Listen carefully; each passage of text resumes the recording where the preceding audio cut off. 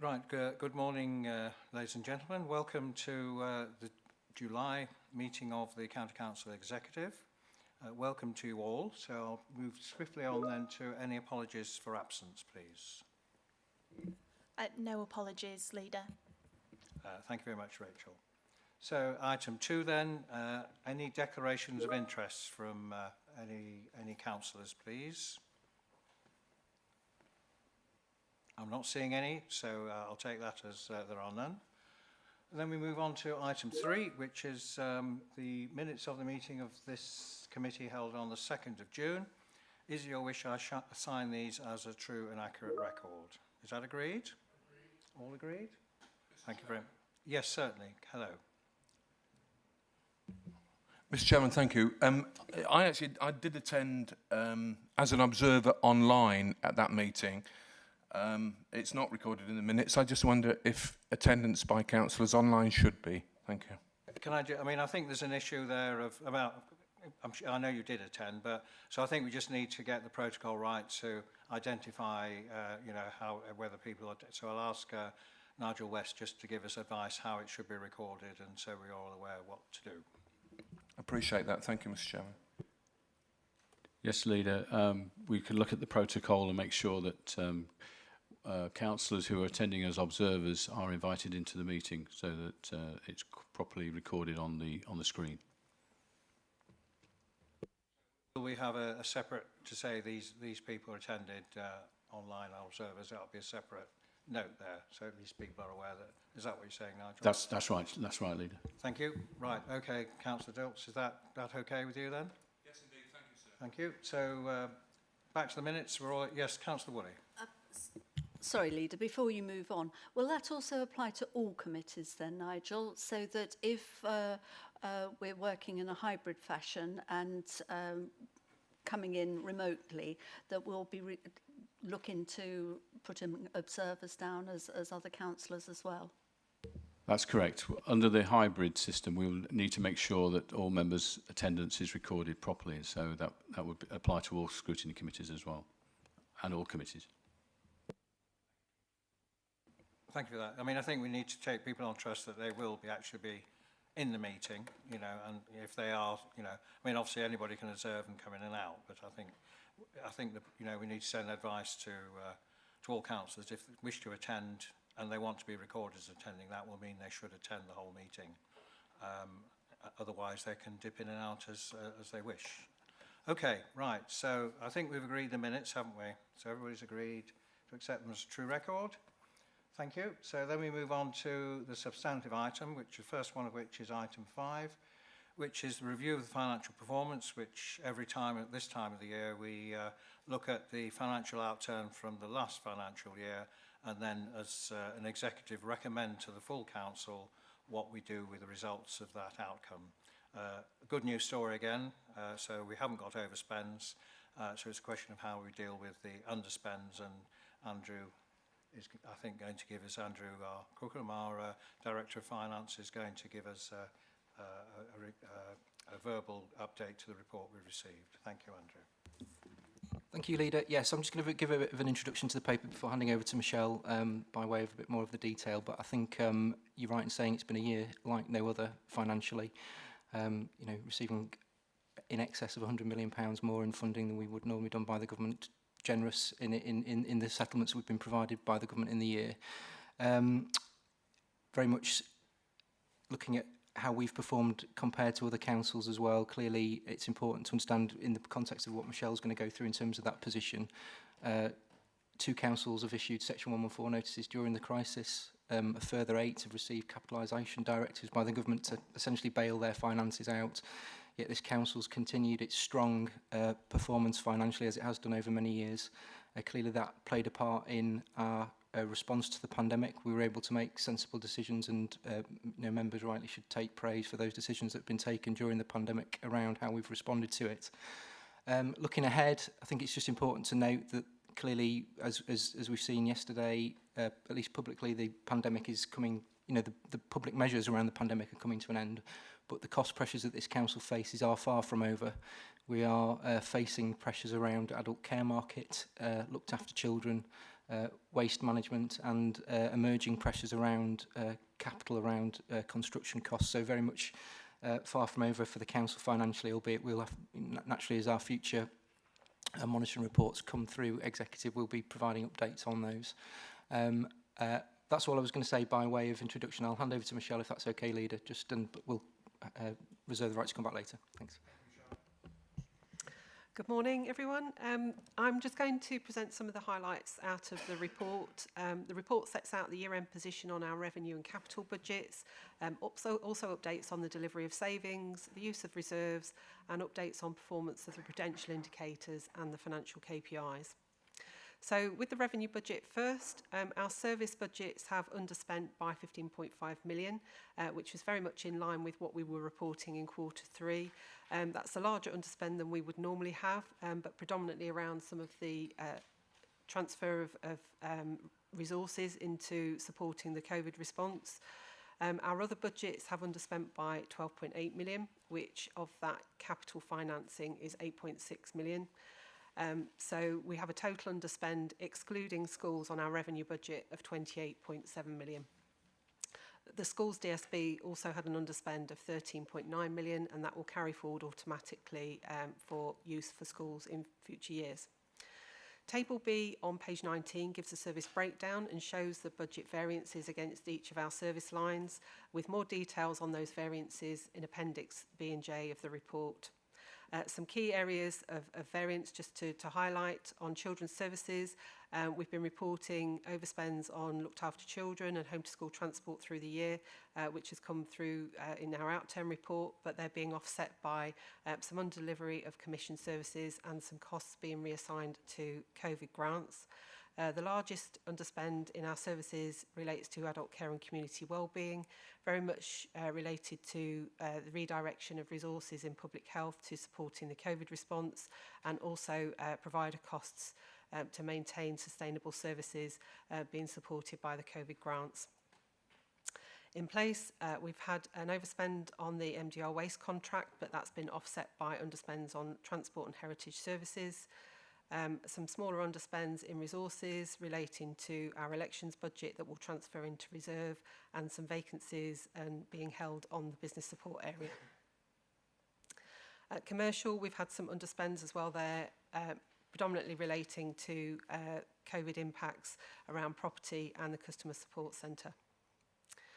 Our COVID spend has been summarised in the report on page 21. So during the year, we received a general grant to support our COVID response of 44.5 million, and we received support in relation to lost sales fees and charges of 3.5 million. The spend against that grant for that period was 46 million, which means that we have got an underspend of just 2 million on that general grant that we're allowed to carry forward into the new year to support those pressures that we've highlighted will continue as we go into the new year. We also received some specific grants, so grants with specific purpose of around 65 million, and again there is a small underspend on those that will carry forward to support those functions in the new year as those costs carry on. In terms of the capital budget, Table C in the summary shows that we've had a net underspend on our programme of 59.5 million. Most of that is slippage in delivery rather than underspend on project costs, so those costs are still committed. It's just that the delivery of the programmes has slipped, mainly due to COVID impacts on our projects. The main areas of underspend there are on highways, on some of the timing of the major schemes, and on some of the commercial area, which was to do with broadband and the contract that we have in place there. In terms of the carry forward of the under and overspends, any underspent budget in the capital programme will carry forward automatically to support those projects as they go forward. In terms of the revenue underspend, that is summarised in page 29 on Table D. Effectively, the revenue underspend for the year, excluding schools, is 28.7 million. The proposal in the report is for the 1% directorate carry forwards to be carried forward as part of that, so that's 4.8 million. After our usual transfer to reserves that we do as part of our financial strategy, The remaining balance for consideration there is 14.5 million. The report has recommended that the financial volatility reserve is replenished. Members will recall that we use some of that financial volatility reserve to provide support to businesses as part of our COVID response, and also support to flooding measures taken. We're also proposing to create a coronavirus recovery reserve with the 2.3 million balance remaining to support some of those pressures that we've highlighted will continue into the new year and are unlikely to be covered fully by COVID grant from the government. So that's my highlight of the report, and I'll hand back now to any questions or comments. Thank you. Thank you. I don't know whether Councillor Parker wants to come in first with his report on the scrutiny comments, which have been circulated as well. Councillor Parker, do you want to just advise us on the scrutiny comments before we go any further? Sure. Yeah.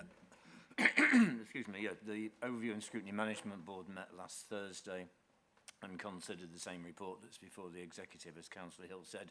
A report has been circulated. Just as a quick reminder, the role of scrutiny is to make sure that where problems are identified, that some sort of remedial action is in train or planned in order to do something about any problems. And of course, because of COVID, there have been a number of issues, and we identified in total 8 areas for comment, which I'll be quite brief about.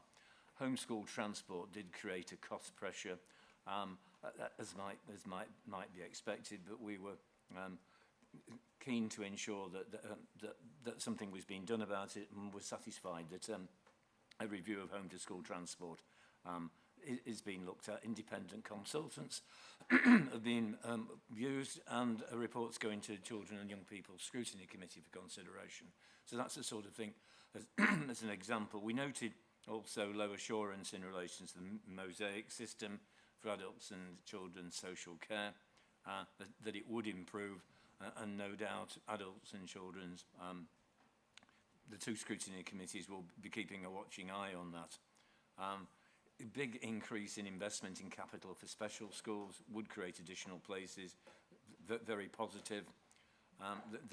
Just to go back to COVID again, the pressure points, particularly in relation to foster care, vulnerable foster carers withdrawing and adults with learning disabilities, we were satisfied that the right course of action had been taken in order to deal with those pressure points.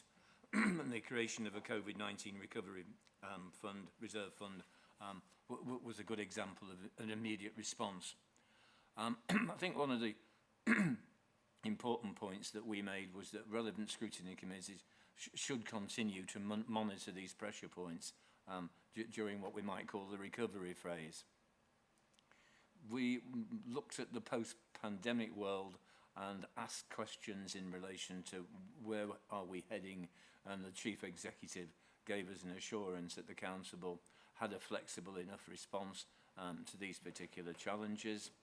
And finally, we noted that back in February, the Council had agreed to use the Financial Volatility Reserve to create the support to businesses, that earmark reserve, and that it was going to be a top-up of the Financial Volatility Reserve with the use of underspends. Those are the points that we wanted to bring to the attention of excuse me, of the Executive today. Thank you very much for that, Councillor Parker. Is there anything, Michelle, you want to add to? Obviously, there was a good debate on this at the Overview Scrutiny, wasn't there? Yeah, I think the Scrutiny Committee were generally supportive of the recommendations being made, recognising that the pressures for COVID are going to continue, and obviously they were highlighted in the report. We have received some grant for Q1 for COVID response. We've received £15 million from the government, but that is the extent of the extra support we've received going forward. Thank you. In terms of, before I open it up, so what's the total amount of government support we've had for COVID-related matters since the pandemic started? So in the current year, we've received just over £100 million worth of grant in relation to general grants supporting our general response, and very specific grants where the majority of that has been passed through mainly to the adult care providers. So we've had just 104 million in the current year, and we've just received 15 million for the support for Q1 in the new year. Thank you. I mean, I think we should acknowledge that it's a massive, you know, because our revenue budget is something in the order of just under £500 million. So that is, and we're not unique in the support that's been received. So I think it's only right that huge support that local government has received from national government should be acknowledged. It is good news, but of course it does make it your job, Andrew, more difficult because it does distort sort of business as usual. So I don't know whether, because I know there's quite a interesting debate over in scrutiny about the financial volatility reserve, but also this issue of trying to plan forward when you've got this extra 100 million appearing in your book, so to speak. Yes, Leader. So just to add to those comments. So we clearly drew upon the issue. The fact is that the pandemic's cost the country so far about the best part of £400 billion. I think the latest reading was. We know that our current intel suggests that we're going to be faced with a one-year settlement for local government again. Reviews around fair funding. We're still waiting for those issues around business rates, and the whole future of that is up in the air too. But also as well, the fact is that local government is an unprotected department.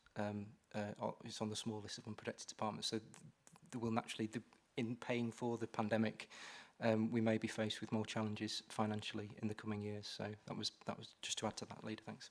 And you know, obviously, disappointing news about the one-year settlement, if that is true, because we have these annual debates about what is the appropriate level to have as a financial volatility reserve, and we keep hoping that one day, 1 February, we'll be able to say, well, this is the future for the next few years at least, and then we can plan ahead.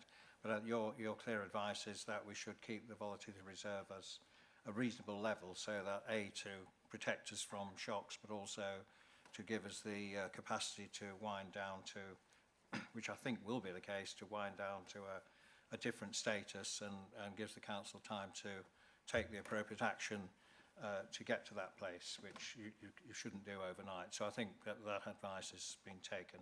So I'll ask for questions and comments now on paper received. It has been well debated at your scrutiny. Councillor Bradwell. Yes, well, I just wanted to come in really because obviously we all know it was very difficult when we started in the pandemic, and actually, to be honest, if we'd not had the additional funding from government, I don't know what place we'd be in now. Probably Andrew would have, I don't know, had a breakdown or something, because it would have been massive. And I think what and I know there's problems with the accounts and that, but I think what we need to be reassured about is that across all council services, they were maintained. And obviously in some of the care sector, like we've mentioned, children in care, there's also adult care, residential homes. I mean, some of our residential homes are very fragile still, but actually, you know, that extra funding that we were able to give them actually kept them going. And I think a lot of private providers and that they welcome that support as well from the council, because actually council officers really steered people in the right direction. So, as I say, I think, you know, 100 million COVID grant is an awful lot of money that we've received, but we have been able to support the people and actually carry on doing homeschool transport, for instance. When we first started to look at how we were going to socially distance children on school transport, it seemed as though it was a nightmare, and yet, you know, we were able to do that. And obviously we'll be probably, after the Prime Minister's announcement, be going back probably to nearer where we are normally. So, as I say, I just think we have done a fantastic job during the COVID period, all councillors and officers, because actually our services have continued to run, and people have been able to get what they want from this council. Thank you, Mr. Chairman. Councillor Davey. Thank you, Chairman. Just a couple of observations, really. I too warmly applaud the support we've received from government. I think also it's probably worth saying that I think we should also thank the entire staff of the County Council who worked diligently and very hard over the last 15 months to try and keep the ship on an even keel, and I think they've done an exceptionally good job in that regard. I share Andrew's reservations about the future. I think it is very likely now that the Prime Minister has announced we're going back to a near normal, or whatever normal is these days, situation as of the 19th of July. There's a danger that government support for local government will taper off or end, I would say, in terms of COVID.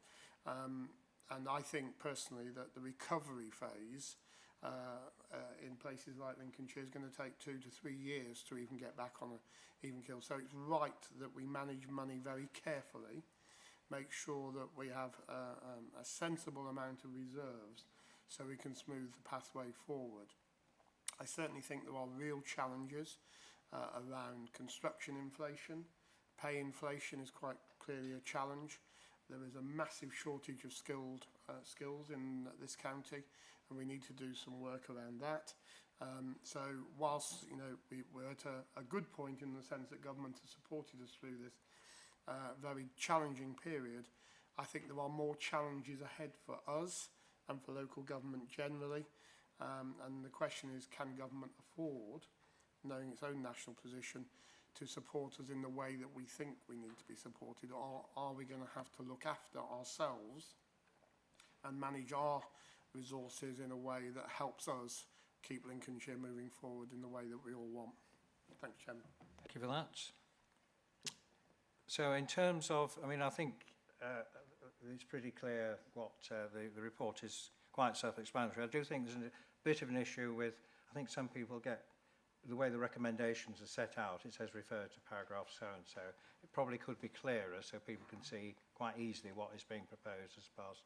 So I think in future presentational terms, so it's just laid out what exactly we do. So I think there's we've discussed this politically, and I think there is a bit of a dilemma for us, because obviously, as we've seen, we have a good level of reserves, and the recommendation is that we top those up. And just to remind everybody,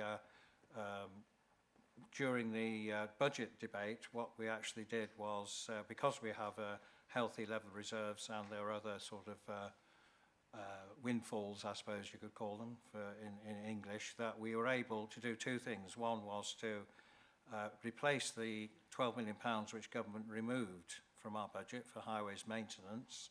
So we were able to replace that, and we're certainly able to do it on a one-year basis, and I think we've all got a job to do to make sure that is only a one-year removal of £12 million, because if not, we've got a big problem, and the county's got a big problem, because we know how important roads are to the county's economy and to the public.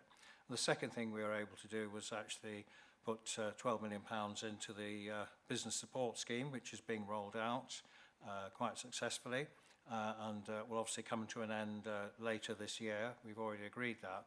So we were able to do that, and part of these proposals were to replace certainly the business support money back into the financial volatility reserve. On the other hand, we've all just been through an election, and it's not a party political point here.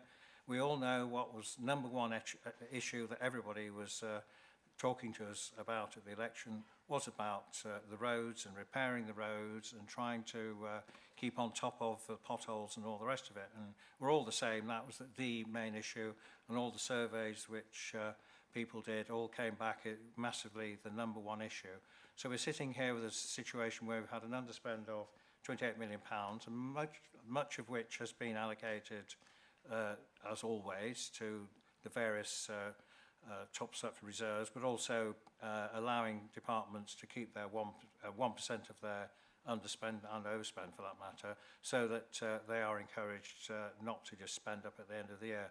So I think politically we have got an issue here where we got a very clear message from the voters and the public out there in Lincolnshire that they see roads maintenance as a high priority. So we are going to recommend today something for the full council to agree in September. So my view is that, and I think our view is that we ought to put more money back into, additional money into highways maintenance to even more get on top of the situation, and we are still obviously getting, you know, people saying, well, repair more potholes. So I don't know whether Councillor Davies wants to come in and just talk about that, but we think that is probably the right thing to do at this stage, and I'm confident for various reasons, which we can't be sure of at the moment, being prudent, that a lot of that money will be able to top up the financial volatility of the reserve later in the year, when we're a bit more clear about the situation. But I think at this stage, just to ignore what the public has told us politically was probably not the best thing to do. So I'll let Councillor Davies just outline how it might be spent if we were to allow them more money. Thank you, Leader. Absolutely. And it does show testament to the financial propriety we've shown over previous years that we're in a position when, you know, other local authorities in the country are facing bankruptcy. We have the option of making these decisions. The reality is, in real terms, our spend power on highways is reduced as we see the cost of materials, labour and plant skyrocket in some instances. We need to recognise the reality on the ground, and we have significant issue with the nation's infrastructure, and Lincolnshire is no different to the rest of the country. I think predominantly we need to be thinking about our more rural and smaller classification of roads. We have over many years tried to prioritise the A roads, and as a result, when you look at the condition indicators, they're in pretty good condition. But frankly, some of our smaller classifications, our Bs and Cs and some Us, really are in quite a bad state. I think we're quite innovative with the way we do works. We're employing technologies like the retread and the jet patcher, which do a very good job at maintaining the consistency of the surface of the road. And in fact, we were one of the first level 3 authorities, colleagues will remember, as a result of our highways asset management approach. But the harsh reality is the condition of the roads is a function of spend. And the government withdrawing money from us was a real kick in the teeth. And it'll take me some time before I can forgive them for doing that to us, because in terms of local government, in terms of rural England and Lincolnshire in particular, the road is really the key local service that most people see from the local authority, and dare I say from the government. And for the little bit we do get, frankly, compared to metropolitan and city authorities, to be pulled by, I think, approaching 25% was a real kick. However, I would absolutely support, unsurprisingly, further investment in roads. I think we can do a really good piece of work, potentially over a 2-year period, to enable some planning and that better investment to happen. And it's about resurfacing schemes predominantly, I think, about those stretches of road. And as I look across, you know, the chamber, look at colleagues, we all know them in our areas, don't we, that need that attention. And it's more than just going in and filling potholes. It's about taking those stretches of road that are near or past end of life and rebuilding them significantly. That takes a while to get planned, but those bits we have done, we see the benefit. We just need to do more of it. So I would absolutely support this, Chairman, and would urge colleagues to do the same. Thank you. Other comments, please? Is it people think that would be a good idea? There need to be. So I'm getting a general support for that proposal.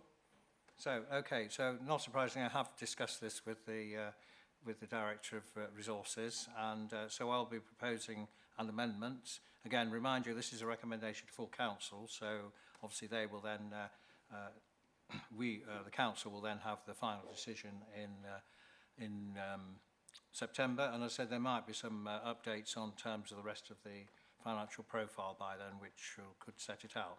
So the amendment I'm proposing is that on the recommendations, paragraph 1 stays the same, paragraph 2 stays the same, but with the addition of, when it says be approved, it says subject to the following amendments, so that's pretty straightforward.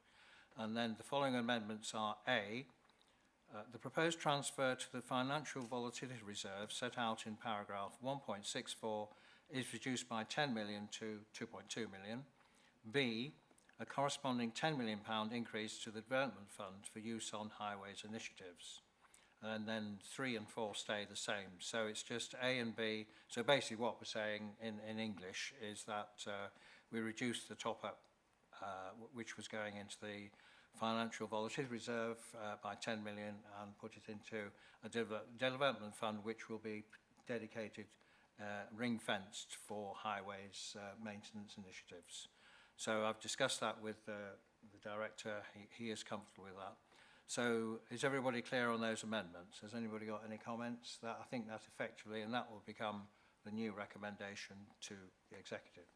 So has anybody else got a contribution they wish to make? So I will now go to the vote. So all those in favour of the amended recommendations, please show. Okay, I think that is unanimous. Thank you very much. So thank you, Michelle and Andrew. And then we'll wait to see what the council's view on that proposal is in September. Okay then, so the next item is the, just get myself organised here, is the, is the extension to Best Start Lincolnshire Early Years and Family Services contract. Councillor Bradwell. Yes, Mr. Chairman. This is about extending the contracts that deal with all our birth to 5 services, really, which are, as we've been through a pandemic, we know that lots of parents are saying, you know, their children, you know, are not progressing at the pace that they should be. And obviously, we think that going to school, children learning in school is very important, but actually those early years are so important as well, because actually if you're ready to start school, then you learn straight away. So, you know, these services are very important for all children. And so I'm going to hand you over to Charlotte, who's going to explain why we just need to extend these contracts, and then we will then go out to the market. So I'll hand over to Charlotte. Thank you. Yes, Children's Services is proposing to make an exception to the Council's contract regulations to extend the Best Start Lincolnshire Early Years and Family Service contract for up to 1 year. The Best Start Lincolnshire service contract is currently due to end in June 2022, and it can't be extended any further under the existing terms and conditions of the contract. The service supports the Council to deliver statutory duties which are set out in the report. It provides early education support for children aged 0 to 5 and their families, and it helps children's development, their readiness for school, and it supports positive parenting skills. The service is mainly delivered from children's centres around the county. The service has consistently been rated as good throughout the current contract. The service review itself started in August 2020, but it's been put behind schedule, and staff have had to focus on COVID response work and a bottleneck of other delayed work since the start of the pandemic, which has increased work volumes overall. The Best Start Lincolnshire service was really impacted by the pandemic as children's centres had to stop all face-to-face delivery, with the exception of essential health visitor and midwifery checks. The service had to move to a virtual offer, but as you'll appreciate, that really isn't ideal for that age of children. I'd like to reassure members that those services are increasing face-to-face delivery now in line with government guidance. But the pandemic also delayed the Public Health England publication of the updated Healthy Child programme, which has key interdependencies with the review of this service. And we need to factor in those recommendations into the service delivery going forward. There are parts of the current service model that we are aware do need updating, as is always the case when we do a review. And we've been concerned about rushing the review now and procurement without fully considering these changes and also the changes that families are really going to need coming out of a pandemic. There are children that we know have missed so much social interaction and development opportunities, and parents have been unable to develop the social networks that they normally would in ordinary times. And we expect that there is arguably going to be a greater need for support universally for families as we come out of the pandemic that we need to consider in the review. Without the extension being agreed, the new model, any engagement, which is statutory for these services and decision-making, will need to be completed by December this year to allow time for the procurement to take place. And realistically, we're unable to meet those timescales. As such, we're seeking an exception of up to 12 months to allow time for us to complete the review properly. Not doing so poses a risk of putting the wrong service in place, which may not meet the needs of families and be an inefficient use of council resources. The legal advice is that this exception would be allowed under the Public Contract Regulations 2015, and that this isn't classed as a substantial modification to the contract. The view is that this has a low risk of challenge, and there is every intention that once the review is completed, that we will put this out to a full open competitive tender. Allowing this extension will provide a continuity of services for families, and it will support the council to still meet its statutory duties whilst we complete the review thoroughly. The value of the extension is up to 1.871 million. And that funding is available in the current budget without creating a cost pressure for the council. Thank you. I think Councillor Kendrick is here from the Children's Scrutiny Committee, so he can advise us on their comments. Thank you. Thank you, Chairman. Yes, the committee looked into this at our meeting on the 25th of June, and we unanimously supported the recommendations. I think briefly in summary, I know our comments have been circulated, but I think just briefly to summarise, again, it's the impact of COVID on so many services that we took the view that it's best to approach it in the way that's been suggested rather than go piecemeal into the approach. And it's best to have prevention is better than cure, shall we say. So investing in the services for children at as early a stage as possible is far better than spending money at a later date, which not only is not so good for the children, but also is obviously more costly. So we examined it. Our members, particularly some of our new members, were able to ask detailed questions of the officers, and we were satisfied that the recommendation as put down was the best way forward in the circumstances that we are currently in. Thank you, Chairman. Thank you very much for that.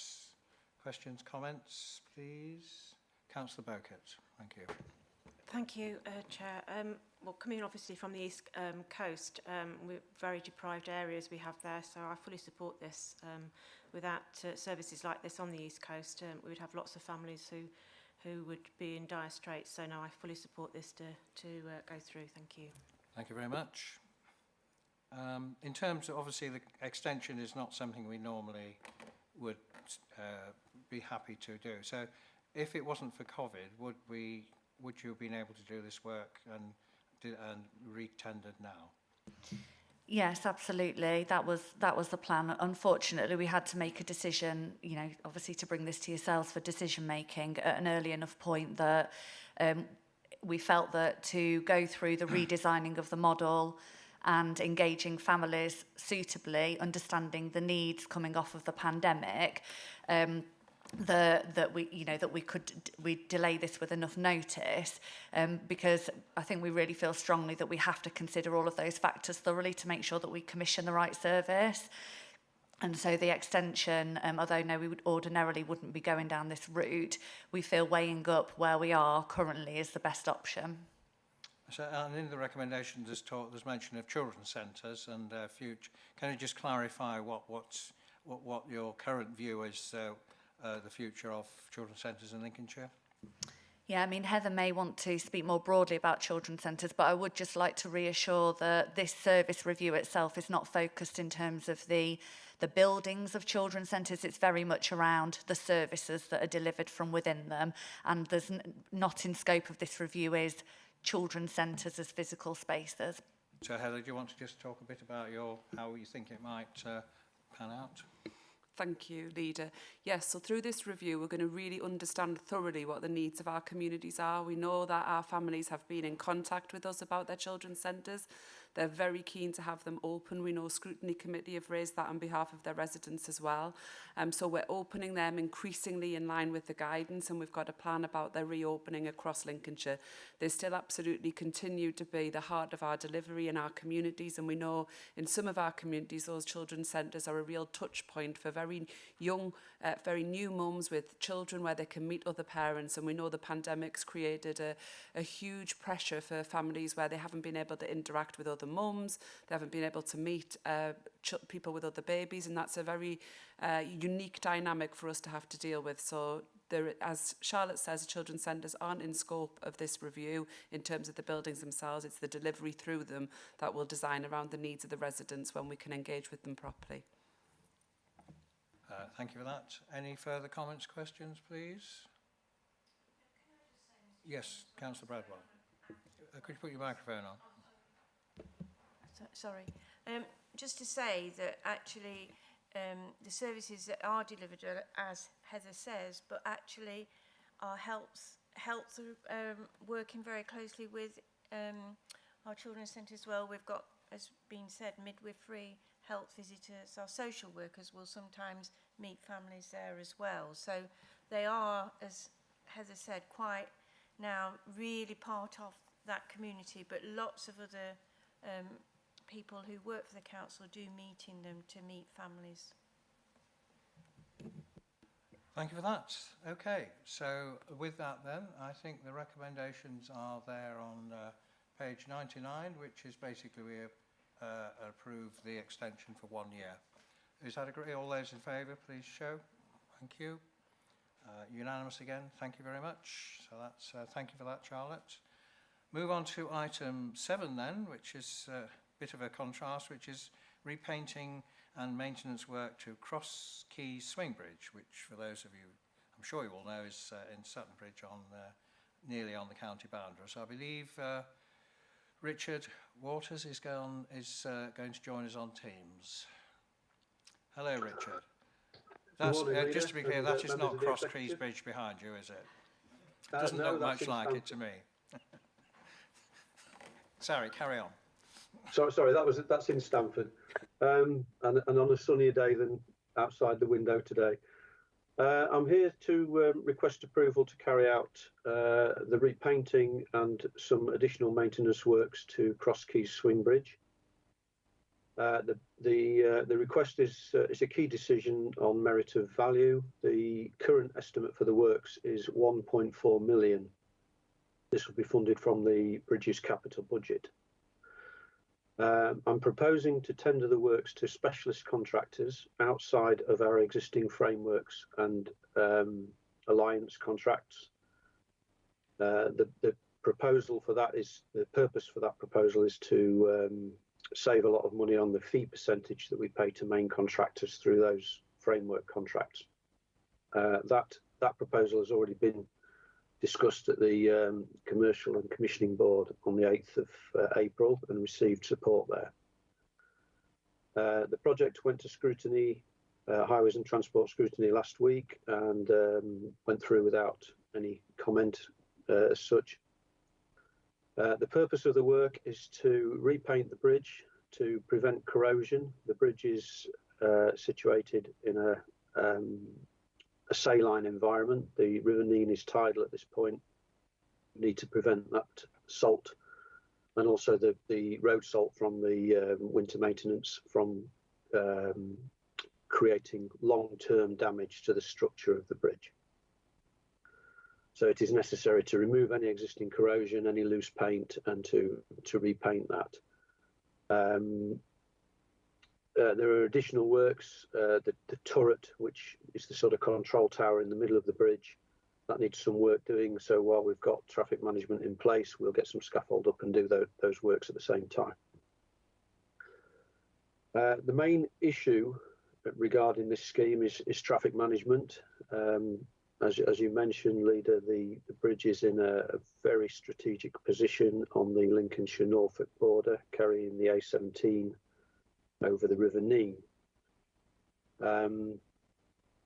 When we've worked on the bridge in the past, we've obviously consulted with local industries, local members, and we've tried different approaches to traffic management. We've tried closing the bridge and diverting everything through Wisbech, which obviously affects our neighbours in Cambridgeshire.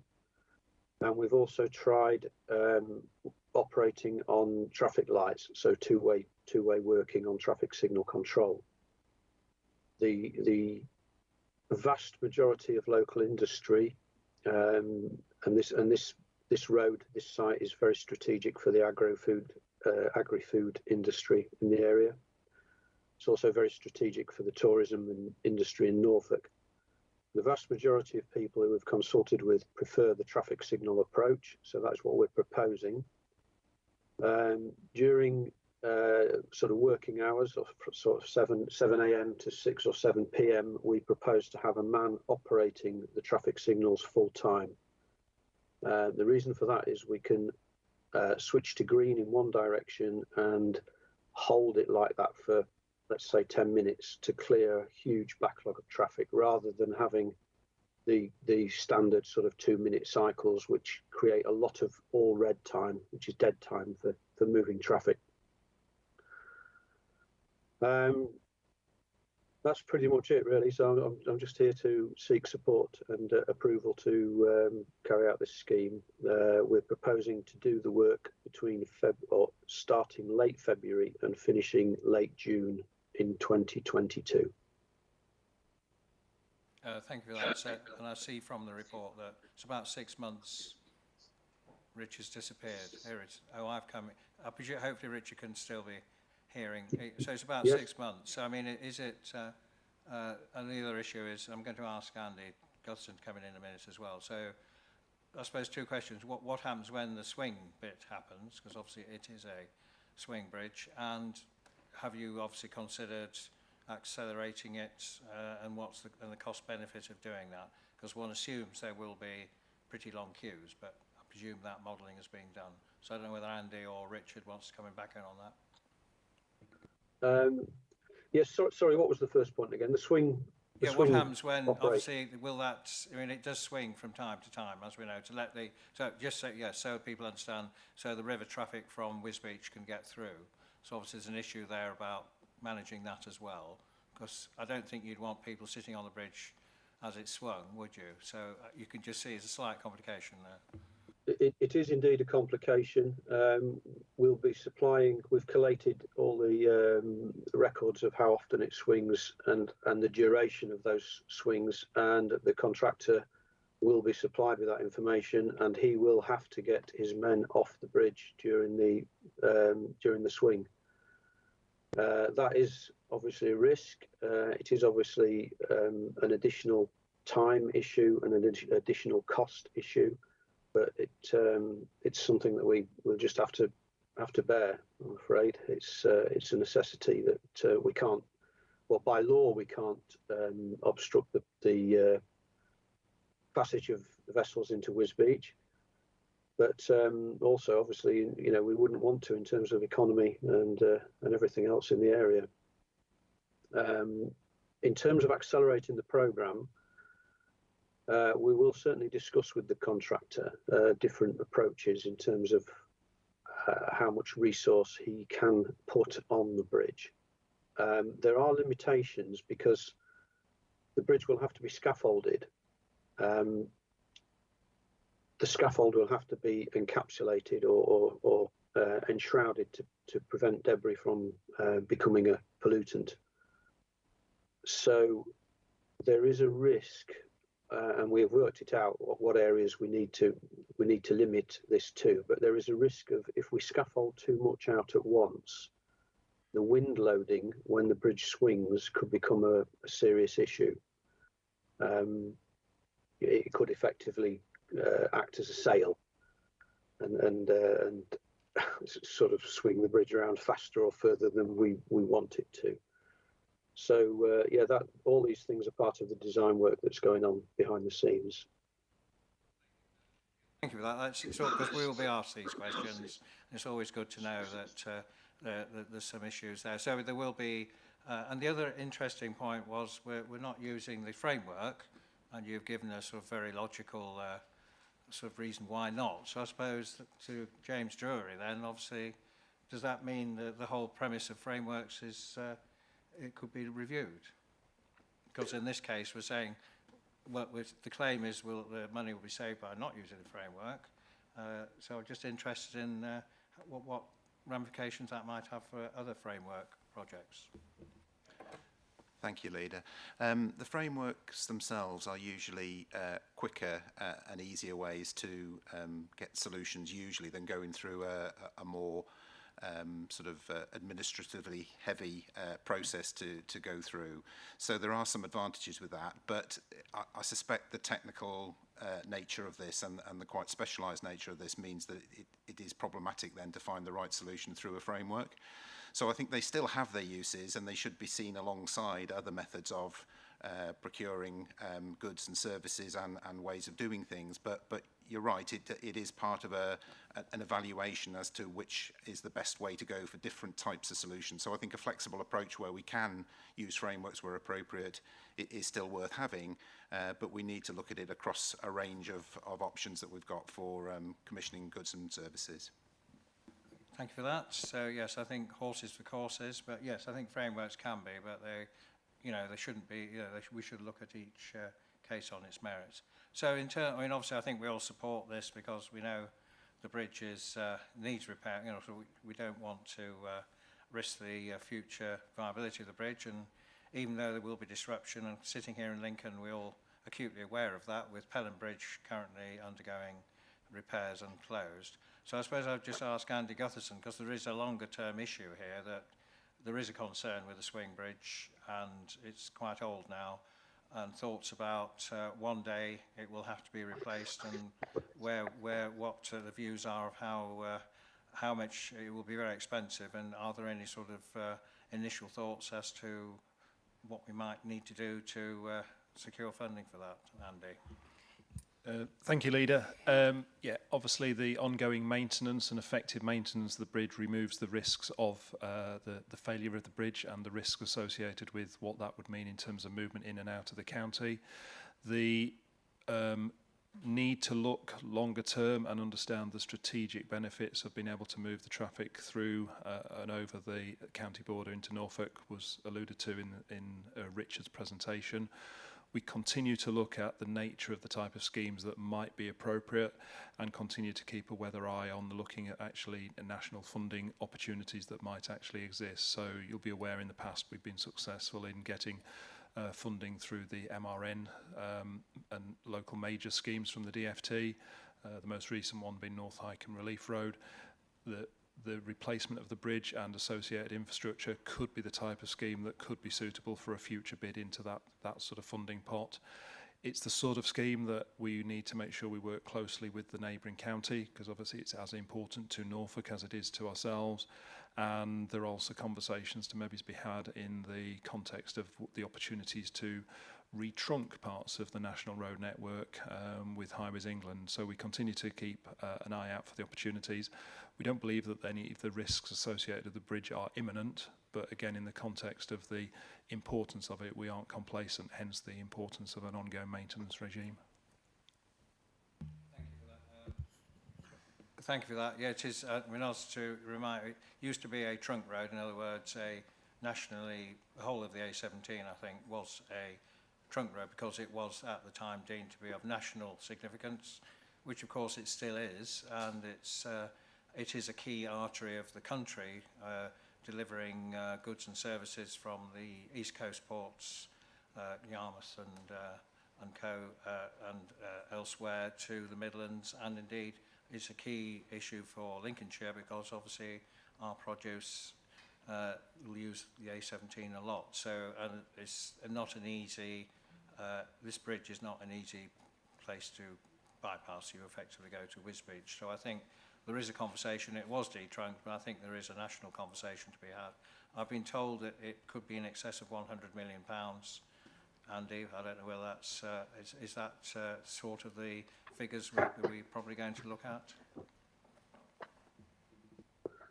Based on the very preliminary feasibility work that's been done and an understanding of the costs associated with that type of scale of infrastructure and the associated changes that would be needed with the road system either side of the bridge, that we are looking at a scheme that would be well in excess of £100 million, but that's without any detailed design work having been carried out. But that is the ballpark that we would be expecting to be looking at, yes. Thank you. So, I mean, I don't think it's reasonable for the government to expect one council to to cover that cost or even two, and it should really be regarded as a national scheme. Although it's not as exciting as a new bypass and it is a replacement of a river bridge effectively, I think there is an issue there which we need to start long term. As you said, hopefully with the painting it will carry on for many years to come, but it needs to be on the national radar as something which is very important. Councillor Woolley, I think, and then Councillor Davey. Thank you, Leader. I just wanted to go through the thought process of why thinking about starting the work in July. I understand and hear what... Right, end of February, sorry, end of February, I do beg your pardon. But even then, starting then, you could argue that even that's part of winter time and a couple of months. Just wondering why it doesn't start May, June, and then you're factoring in school holidays. Now, granted, it is a route for some people to the coast, but even so, with enough notice, there would be marginally less traffic at certain times of the year, I would suggest. And also, you've got the better weather. Whereas if you start at the beginning of February, or in February, sorry, that you're likely still to impact with nasty weather. Yeah, so I think the expectation is that the programme of works will involve the mobilisation and preparatory works in March into April, and then the painting in earnest will start when we're into the spring and the early summer months. So it's sort of the preparation work takes place in February and March. Thank you, Leader. Absolutely support the paper. It's essential we get the maximum life we can out of the asset. So obviously good maintenance is critical. But the point you've made yourself, Leader, is that this is a critical piece of infrastructure for the movement of goods and services, particularly related to the agri-food sector and other sectors, of course. So I think, you know, we do need to start that campaign. We do need to get this on the national radar. I think we need to work with both Norfolk and Cambridgeshire, because it's critical for their two areas, but also with the LEPs across the whole region, because it is the corridor that moves east to west in terms of food and goods. And you know, government needs to understand that this bridge is not going to last forever, and we need to be on the front foot with this rather than waiting till it fails and then scrambling around to try and find a solution. Yeah, quite agree, Councillor Davey. Any further comments, please? Anybody? Leader, if I may just one yes, sure. point as well for members to note. The report obviously makes clear that the bridge is a listed building, so there will be an ongoing liability for the County Council even if we build a new bridge to actually maintain the listed building, because the likelihood of the permission being granted for the bridge to be taken down is probably quite slim. So there are other ongoing complications in the context of the heritage of the structure. Well, thank you for that, Andy. It's a really cheerful note to end on. You come again sometime, won't you? Yes. Okay, so the recommendations are there, that basically on page 109, that we approve the scheme and we delegate to the Director in consultation with Councillor Davies to proceed with the works. Is that agreed? All those in favour? Thank you. All agreed. Thank you very much. Thank you for that, Richard. And we now move on to item 8, which is One Council Commissioning Framework. So I'll let James just introduce this, and then I think Sophie Reeve will come in via Teams. Thank you. Thank you, Leader. Yes, so just to remind members who were on the executive just prior to the election, this document came to you then, and there was a useful debate and discussion, and we've listened to that feedback from yourselves and incorporated that into the redesigned framework. It basically outlines our guiding principles that will help us, I think, bring some consistency across the council and ensure a more one council approach to how we're doing things, but also does align with the health principles as well, so that it should make it a little more straightforward to work collaboratively with health around future opportunities for joint commissioning with them. And with that, though, I'll hand over to Sophie just to talk you through the paper, Leader. Thank you. Thank you, Sophie. Thank you, Leader. Thank you, James. The new One Council commissioning framework was developed in part at least because of feedback we got from the peer review that found that commissioning activity within the council could be improved by placing it in a One Council corporate context. We do have some commissioning principles already in place, and we do have a definition of commissioning, but that hasn't been looked at for a number of years, and it hasn't been looked at since the issue of the council's corporate plan. So an officer group from across the council, representing all service areas, proposed a new commissioning framework more closely aligned to the corporate plan, with an increased emphasis on listening, collaboration and partnership, supporting local business and the environment. The initial draft of the document was taken to executive on the 7th of April, where executive members raised some points. No or insufficient reference to cost effectiveness and choice, how uncertainty about how the commissioning principles would be applied, what championing Lincolnshire meant, and not innovating or using technology for the sake of it. Further comments were also received from CLT at that time about the need to work closely with the NHS Lincolnshire Clinical Commissioning Group to develop an integrated care system in Lincolnshire. And as a result of that, as James said, we've made some changes to the commissioning framework. They're set out in red in Appendix A, which is at page 135 of your report. And if I just want to take you quickly through Appendix A to highlight the key changes from the Council's existing commissioning principles. So we now reference the corporate plan, setting out the fact that it's the corporate plan that contains the outcomes we wish to achieve and our commitment in the corporate plan to a One Council approach. All commissioning must now take place within that context.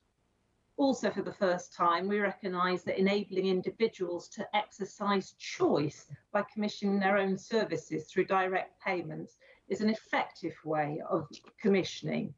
We've kept the 4 traditional stages of commissioning in the commissioning cycle, that is the analyse, plan, do and review stages, and we've introduced a vision which expands on what commissioning means to us. And we've also included an overarching aim that sets out what we hope commissioning will achieve, with clear references again back to the corporate plan. We've extended our guiding principles, so we've kept the ones that are already working well for us, but we've added new principles. We've also made it clearer, following executive on the 7th, how those principles will be applied to support decision making. There's no hierarchy, so the principles will need to be balanced against each other on a case-by-case basis. The first new explicit principle is that we will be resident-focused. We will listen to our residents and communities to shape our services. That's probably always helped us in our commissioning practice, but for the first time we're expressing that explicitly. We're also going to champion Lincolnshire, so our commissioning is going to have regard to our local economy, sustainability and communities, and to our local environment. We're going to provide information so local providers know how to submit responses to our opportunities and have more chance of success because of the development we'll put in. We're going to innovate to use technology to transform the way we deliver services, but we're going to be really careful not to do that unless there is a good case for doing so. The commissioning framework makes it clear that councillors will continue to be at the heart of strategic commissioning. There will be a new options appraisal process to support decision making around the best service delivery model, whether we should deliver those services ourselves in-house or whether they are better procured through external contractors. And the final new principle is that the commissioning cycle will be managed consistently across the council, taking a One Council approach. That's all I have to say. Thank you. Thank you very much, Sophie. So, Councillor Parker, comments?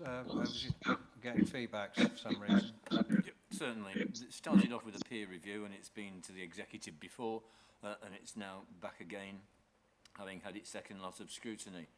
I think the three or four points that are set out in the document that was circulated after OSMB, I just want to briefly refer to.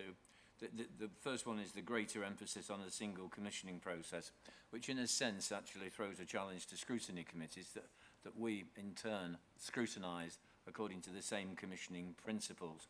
And one of the points that was made is that there should be regular updates on particular issues that that come to scrutiny committees in relation to the commissioning process. The integrated care system is one example. So when it comes to scrutinising the commissioning framework again through individual contracts, I think a point needs making that individual scrutiny committees need to agree some form of togetherness, as it were, when it comes to the actual scrutinising of commissioning approaches.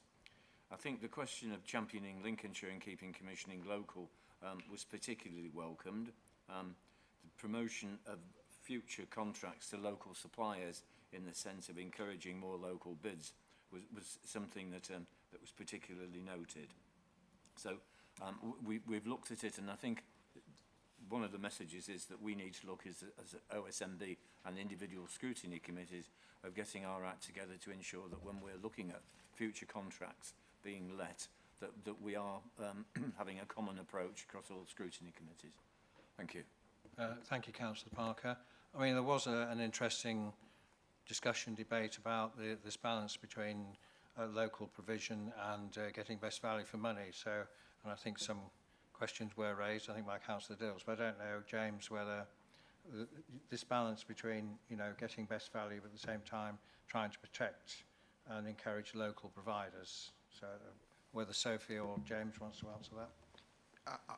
I'll start, Leader, thank you, and Sophie can chip in if she wishes. I think that the value for money piece is what's likely to take dominance, I suppose, when we're looking through that. So therefore, what we're proposing within this is that we'll do a lot more to try and work with local businesses to try and sort of generate interest and make the process as easy as possible for them to be part of that process. So I think that's the area that we'll try and focus on. I think it is difficult, isn't it, when obviously it would be great to support local business, but if the cost is significantly more, we've already talked through the financial reporting around some of the pressures that we'll be facing. So there will always be that balance, but I think our role is to try to ensure, as I say, that local businesses are fully aware of the contracts that we're coming up for consideration and have the opportunity to be part of that process in a more proactive way than perhaps they have in the past. And Andrew, I think we keep amending the financial regulations, don't we, to try and just want to update us on what the latest position is or the history of it, really. Yeah, we do go through a regular process of updating them and take those through the audit committee. On this particular issue, that hasn't changed whilst I've been here, to be honest, albeit, in other places I've worked, you can change them to reflect things like incorporating social value into your financial regulations that would help address some of these issues. So it can be done well within the local government regulations. So. Sophie, I don't know whether you just want to, because there has been a bit of a journey on this, hasn't there? But it is a balance, and certainly in terms of financial and commissioning policies.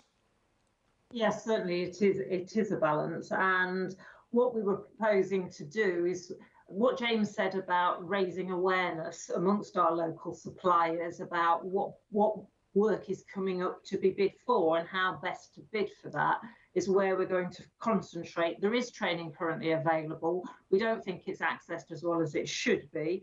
So we are in the process of having conversations with economic development about how we might re-energise that training and information package that we can offer to them and make sure that we deal with those queries that they're uncertain about. So we're looking at promoting new material on the council's website, but also on the Business Lincolnshire website, and probably going out to sector-specific parts of the county for suppliers to try and tailor some training that's more specific and more relevant to them. So that's where we think the majority of work will be done. We will shortly be going through the process to update our contract regs, and mainly because of the changes following Brexit. And that will give us an opportunity again to look at how we treat those under threshold procurements, those lower value procurements. At the moment, what we say is that we need to encourage or invite 2 quotations out of 4. So we go for 4 quotations between contracts value between £25,000 and 190, and 2 of those should be from local suppliers. But awards are only made in those circumstances to local suppliers when they can demonstrate value for money. So it might be that status quo will remain, but we need to do a bit more work around that. Yeah, thank you for that. Yes, we do. Yes, we, as I said before Andrew's time, we did look at this previously, over many years actually. I suppose the other issue is in terms of major contracts, whether it is a factor in terms of scoring bids, isn't it, Sophie? Certainly in terms of the social value that can be delivered as part of the contract, we do in most cases put some, on the high value contracts, put some evaluation criteria against that. That's typically about supporting apprenticeship schemes in the county. It can be about employing people from the locality. It can be about providing training, that type of activity. Certainly under the Serco contract, they're currently mentoring care leavers. So that's a useful social value exercise which we get from our commissioning. It does tend to be much more relevant to those large high value contracts rather than the smaller ones where pricing and quality of service tend to predominate. Thank you for that. Councillor Davey. Thanks, Leader. A couple of observations. I think that obviously using local suppliers where possible and where they can deliver is absolutely the right way forward. And I think just apart from creating that circular economy, which is important for the growth in Lincolnshire, we also now have to recognise that there is the other issues of the carbon footprint and the green master planning. Government is very, very keen that we use local wherever possible. And I fully accept that some of the bigger stuff that we do has to be delivered by people that can deliver those contracts. So getting maximum value in terms of local support, local social results from those contracts is important, particularly around the skills agenda, around local suppliers, etc. But for me, I think we need to flag up that green requirement that government has on all contracting bodies to make sure that we're testing everything against our own desire on the Green Master Plan. So I just wanted to flag that point up. Thank you for that. Anybody else? Councillor Davies.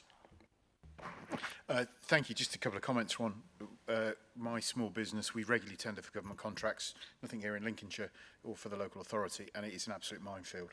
You know, even in my relatively niche market, there are companies that employ people full-time to fill these things in. I've never seen the LCC ones in detail from an SME perspective, but I would imagine they're quite difficult to get involved with. So any kind of training we can provide, the more the better. I'm more, dare I say, hawkish on the idea of local. Simply because, I question the value of a lot of it. And if it was such a great thing, why would we not just procure that separately in terms of social value? I think it's a very easy thing to put into a contract. On the ground, I'm nervous about how much benefit that really brings. And it may bring extremely localised benefits to those people who are directly impacted, but the rest of us as taxpayers are funding it. So why don't we just buy the best quality on the best price and enjoy the benefit that way? And the reality is a lot of these rules and regulations, frankly, are so easy to get round. You know, you can set up cross-party working groups, you can set up locos, and people do it all the time to get around this kind of stuff. So the reality is, you know, I'm not sure here we have the resource or the expertise to really understand where these companies are necessarily based and where they're really operating from. So I think it's too easy for us to get the wool pulled over our eyes. And okay, we procure something from Caister and we pay a little bit more for it. That may be good for for the Caister economy, but for a resident in Spalding who's having to pay that little bit more in their council tax, how does that benefit them? I think it's a little bit of a smokescreen, so I wouldn't support getting too carried away with it. I think as a general principle it's fine that we should if possible, but we should always buy based on value and quality, and any attempt to attract huge amounts of social value inevitably will fall flat. And it's great if you're the local photographer because you'll get lots of money taking photographs of all these apprentices, but let's be frank, I'm not sure how much real world value it brings compared to buying at a better price. Thank you for that. I mean, it's not, as I said, it's not a major part, but I think there is this, I say dilemma, there's two sides to this argument, but certainly it is part of, but certainly for major contracts, and everybody, all companies now are very keen to talk about social value and carbon neutral, but of course carbon offsetting, which is actually a scam, bluntly.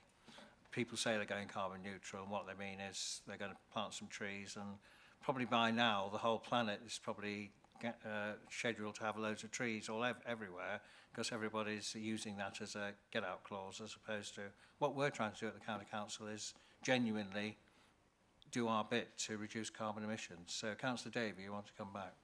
I do, and I wouldn't disagree with Richard. Quality is everything ultimately, because that's what our residents would expect of us. So, I think you can achieve quality and the local stuff, but you have to be very clear about how you do that. And I think the point I was going to make is around how we communicate to businesses, how they bid in to this process needs to be thought through. And I would have thought that the area I lead on, economy, the Business Growth Hub and Team Lincolnshire is an ideal place, a joint webinar which Sophie can come and address and explain the processes. I think Richard's absolutely right. It's very bureaucratic for small businesses. They don't understand how to work with local government. So I think, you know, something like that where businesses can have a very clear half-an-hour discussion about what they would be required of them to work with us would be the right way forward. Thank you for that. Yes, I mean, I think I'll ask Sophie in a minute, because obviously there's an opportunity when the EU regulations drop away, how much of this, because everybody said, oh, it's all down to EU regulations, but I think that's an opportunity to look at how we can simplify our thing. It is also interesting because it's quite a complicated subject, because of course the other problem you get is big companies bid and then they use local companies as subcontractors, and then the big company takes the cream of the profit and squeezes the little company. And as we know from the housing market nationally, there's now a cartel. Well, there's now I better be careful what I say here. There's now a very few large building companies, and unfortunately, because of the last recession, all the local builders disappeared, and we've got to a situation, which government acknowledges, I think, we've got to a situation where there are a few big players and not enough local players. So I think it is interesting. But Sophie, in terms of, if you could update us on the situation with EU regulations, what you think is going to happen, and I think there will be an opportunity then, and I think for a detailed bit of scrutiny work as well, to how the council can make it as simple as possible, as easy as possible, while still protecting the taxpayer doing it. So what's your understanding of where it's going to go with EU regulations? We're expecting a new green paper. Well, there is a new green paper where, with government consulting on procurement at the moment, we're not expecting fundamental differences to that high value procurement activity, but the activity above £190,000 or thereabouts. That still does give us options for how we want to deal with those lower value procurements. And that's something we want to look at, doing some more development work around our existing contract regulations. We're not expecting any new information from the Green Paper and the actual shape of government regulations until later in the year, but certainly that would give us a clearer idea of what those opportunities might be. We're not expecting fundamental change at the moment, though. If anything, we're expecting the regulatory administrative oversight by government still to be quite significant. But certainly once that information is available, we could take it through scrutiny, we could take it to the commissioning board, having engaged with CLT about it, and see what opportunities there might be that are available. In the meantime, my understanding really is about its equipping local business to compete on an equal playing field with other providers, and a lot of that is about information. I think Councillor Davies' suggestion is a good one, and those are the discussions we're having at the moment with economic development, just to try and make sure that we get the message out there. We have stripped back the council's requirements in terms of the quotations we're looking at for how much red tape there is about bidding for lower value work, which hopefully is starting to see a benefit for our local suppliers, but we need to get the message out there more effectively, and that's currently what we're prioritising.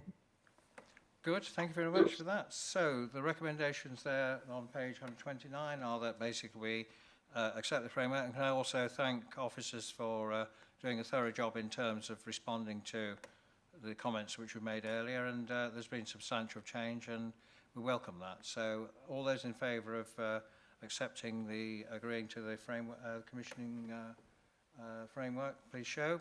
Thank you. That's agreed. Thank you. Unanimous again. Okay then, we now move on to, thank you for that, Sophie. Item 9 then, which is performance reporting against the corporate plan framework. Jasmine, I think, is going to... Thank you. Yes, I'm just going to go through the report. So yeah, it really, recommendations to the executive around this report are to consider and note the Q4 performance for 2020-2021.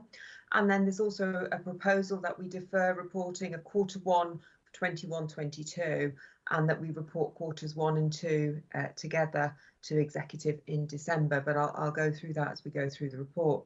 But overall, in terms of Q4 performance, it's positive news really. In terms of the 4 ambitions in the corporate plan, all 4 are on plan, and that's both based on both the key activities and the key performance indicators. So I've highlighted some of the key areas in this report because, as you know, we just report here by exception, and then the full performance is available on the website. So in terms of Q4, COVID-19 does continue to have an impact on activities and the key performance indicators. And again, I've highlighted those in the report. But going to page 141, what I've done there is just start to highlight in terms of the activities, the headlines for Q4 performance. So section 1.6.2, we can see there that out of 53 activities that had milestones that were ready to be reported in Q4, 66% of those were either on plan or ahead of plan. And that's comparable percentage-wise with what the performance was like in Q3. So we continue to have positive performance around that. And then on page 142, just at a glance, we've included some infographics there. So it just shows you actually in terms of each of those 4 ambitions that each of them are on plan, and it gives you a little oversight of the volume that are on plan compared to ahead of plan or behind plan. So in terms of COVID-19, there's less of an impact on performance in Q4 compared to Q3. But still 5 out of the 18 activities that are behind plan are related to COVID. There's a further 5 mainly related to school exam results or, children's centres, the children's kind of arena, where we haven't been able to report this year due to COVID. And I think it's worth just noting really that there's 21% reduction in killed and seriously injured casualties on the roads. And that's generally because there was less people on the roads, less traffic on the roads because of the restrictions. But the service is just sort of asking that we have some caution around that. So obviously as things open up, that is likely not to be sustained, that level of reduction. So in terms of activities that are behind plan, again, what I've done here is just highlighted in Appendix C the details of those that were related to COVID-19. And so you can look at those there. But also in section 1.8, we always like to highlight areas of success as well. So we've just highlighted here the key activities that have performed ahead of plan, but again using an infographic so you can kind of just look at a glance really at what those are. And then section 1.9 in terms of the key performance indicators. So we've got 17 key performance indicators that we've reported in Q4. And 7 of those can be compared with the target. The others are actually there for contextual purposes. So although we look at performance over time, we don't specifically relate them to present performance against the target, because sometimes it might not just be appropriate to do it that way. But again, good news on the key performance indicators. So we've got 86% that were on or exceeded target, and that's similar situation to what we had in Q3. So again, on page 145, just highlighted those. So you can see them in a visual way in these infographics. So quite a lot of these are reported quarter on quarter, but for the first time in Q4, we've reported in terms of performance of our roads. So the roads that are in good condition. So we've got 78% of those classified roads, A, B and C roads, that are in good condition. And then also we've got the minor roads, so 72% of those are in good condition. So again, as Councillor Hill mentioned earlier, that's quite a key point for residents in terms of the condition of the roads. So again, got those infographics there. And I think just to mention as well, the other thing that we've reported for the first time, because it's reported annually in Q4, is healthy life expectancy. So we've got a breakdown of that by male and female. And then I think just also worth mentioning on page 147 is we've reported staff sickness, absence and turnover. And in terms of COVID-19, there's been reductions in both staff sickness and in staff turnover. So that's really just worth noting as well as that increased volume in terms of online transactions. So that's been a continued trend all the way through 2021-22 because of the impact of COVID. And also the number of contacts that the council's received from individuals who want to express dissatisfaction, that's continued to increase as well. But a lot of that is actually COVID related. So it's been due to restrictions and things out of the council's control. So I think just on section 2 then, I've just included in there just a bit of an overview in terms of the proposed corporate performance framework, review of that framework. So as you'll know, the corporate plan sets out the priorities for local residents and communities. And although I've said, tracking progress, we're making good progress on that.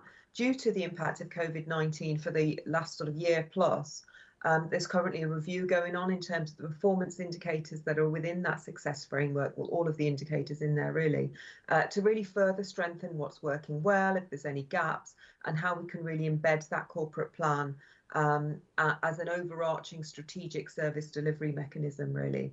And so in order to create some space and time to do those revisions, the proposal is that we defer reporting Q1 and report Q1 and Q2 in Q2.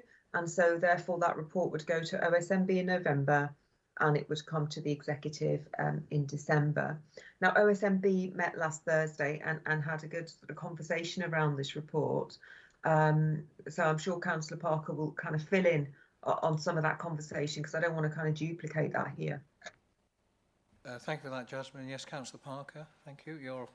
Jasmine gave you a very good entree there. Yeah, nice link. Yeah, so, 35 out of 53 key performance indicators were on target.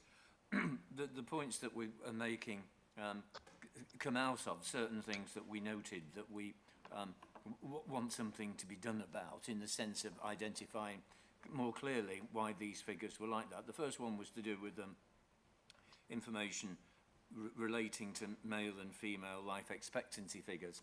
The general accepted view is that women die at an older age, later age than men, but the figures that we were presented with were roughly the same in Lincolnshire compared to what national figures and also compared to what we expected them to be. And the Chief Executive agreed to look into, with the Director of Public Health, any explanation for it and produce a briefing paper. Secondly, the question of reduction in people killed on our roads was as expected, down simply because of COVID, fewer journeys taking place. The question though, we noted of speeding offences had increased during that particular period, and we requested further information to see if there was anything about prosecutions that we may want to be able to comment to in relation to Lincolnshire Police. I think it's also right to mention the question about emerging trends. When it comes to our local areas and residents' levels of satisfaction from feedback that had been given to the County Council. 1 in 5 residents were not satisfied with their local area, and only 71%, that's nearly 30%, didn't feel safe. The question then is, what do we do about that? And first of all, do we want to put it in the context of previous reports? What we're actually saying, it's difficult to make direct comparisons, but that we wanted that sort of report that comes to us to be put in a wider context to see whether or not it's significant and things ought to happen, maybe a scrutiny review, for example. So that's something that's in train.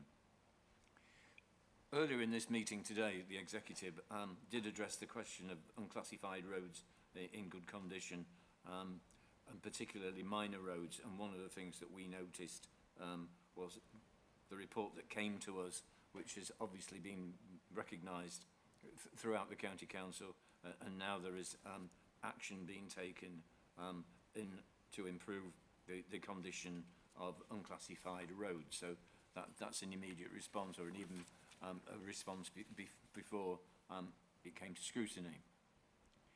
As Jasmine said, the success framework is being reviewed, and that's one of the reasons why we're not getting a report in August, but we're getting quarter 1 and 2 together in November. We did ask, actually, that if anything significant happens, that in relation to any serious underperformance, that it is brought as a note, as it were, to August, because we wouldn't want anything that we felt as though we could take action on or prompt action on to go missing. The idea of reviewing the success framework is important because life does change, and it's about deciding whether or not what we're measuring and counting and looking at and then taking action on is still relevant in the changing world. But that's the report, and it's prompted a number of things that will be coming back to different scrutiny committees in the future. Thank you. Thank you very much for that. And yeah, I think that was some good work by the Overview Scrutiny Committee and some valid comments. I think particularly welcome the looking at trends in terms of surveys and what have you, but I think we also be clear that the surveying we're doing is up to mark, shall we say. So what we get is something we can actually address as opposed to, you know, perceptions or whatever. So I think that's very useful and something which we can take some use of the scrutiny process in particular to actually inform decisions we make. And yes, acknowledge there that of course we are addressing the issue of highways maintenance, and I'm sure Councillor Davis will ensure that as much of the extra money goes into the unclassified roads as possible, but bearing in mind that obviously there is a huge demand on the highways network anyway. So any questions, comments, anybody in addition to that? Yes, Councillor Bradwell.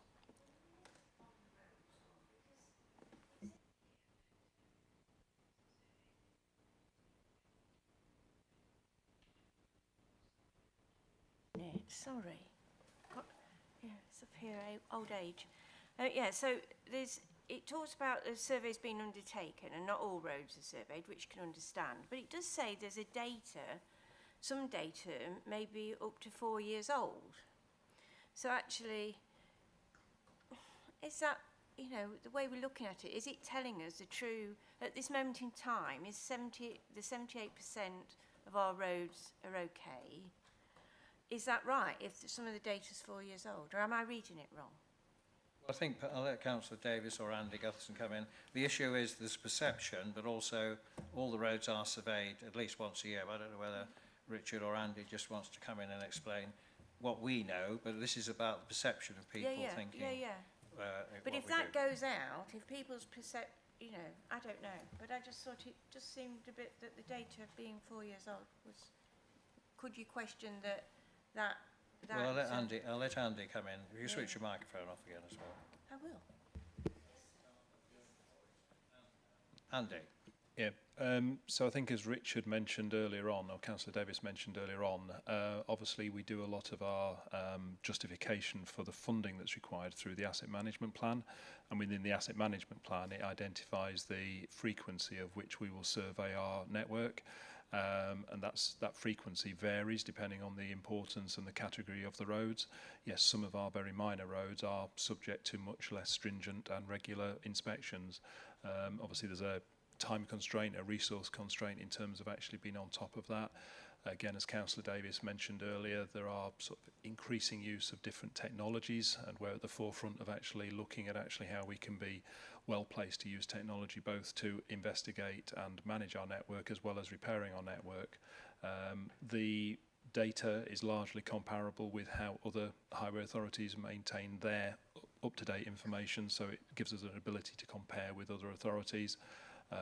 So it is a legitimate perception, indication of the way in which we actually survey the network at this moment in time.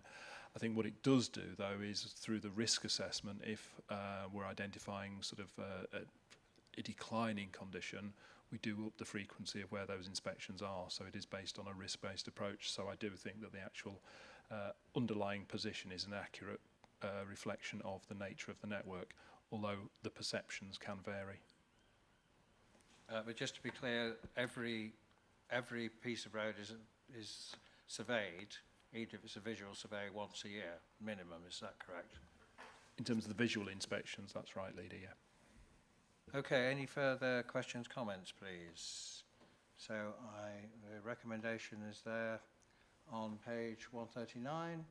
So we note the quarter form, consider a note, which we've done, and actually accept that the proposal to defer reporting quarter one to all be done together as Councillor Parker explained earlier. Is that agreed? So all those in favour?